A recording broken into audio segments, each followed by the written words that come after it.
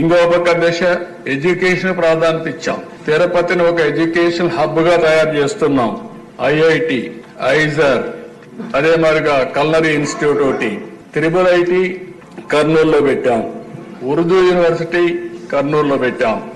ఇవి కాకుండా దేశ సెంట్రల్ యూనివర్సిటీ అనంతపూర్లో పెట్టాం.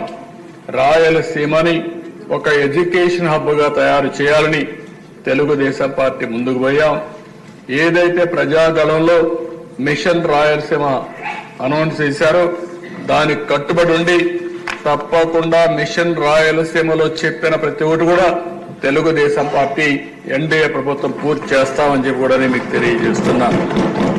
ఈరోజు అధ్యక్ష, రాయలసీమకి ఏదైతే హార్టికల్చర్ హబ్ గా తయారు చేయాలని నీటి సమస్య ఉంది కాబట్టి 90% డ్రిప్ ఇరిగేషన్ కు సబ్సిడీ ఇచ్చాం.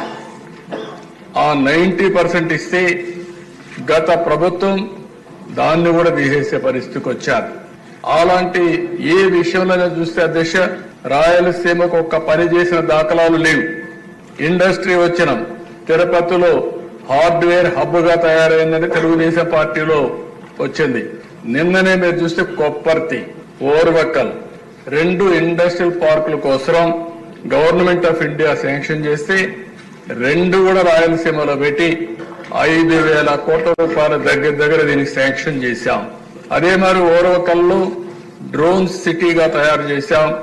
మ్యానుఫ్యాక్చరింగ్ కానీ, యూస్ కేసెస్ తయారు చేయడం కానీ, సర్టిఫికేషన్ కానీ కేంద్రంగా తయారు చేశాం. అందుకే కర్నూలు టౌన్ ని ఒక మంచి టౌన్ గా తయారు చేయాలనేది తెలుగుదేశం ప్రభుత్వం యొక్క సంకల్పం. తప్పకుండా చేస్తాం.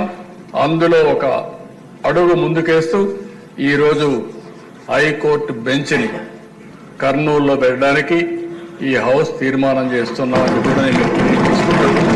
మరొకసారి మేమిచ్చిన కమిట్మెంట్స్ ఏవైతే ఉన్నాయో అవన్నీ కూడా ఒక్కొక్కటే పూర్తి చేసుకుంటూ అన్ని ప్రాంతాలను అభివృద్ధి చేస్తూ ఈ రాష్ట్ర అభివృద్ధి కోసం కట్టుబడి ఉన్నామని తెలియజేసుకుంటూ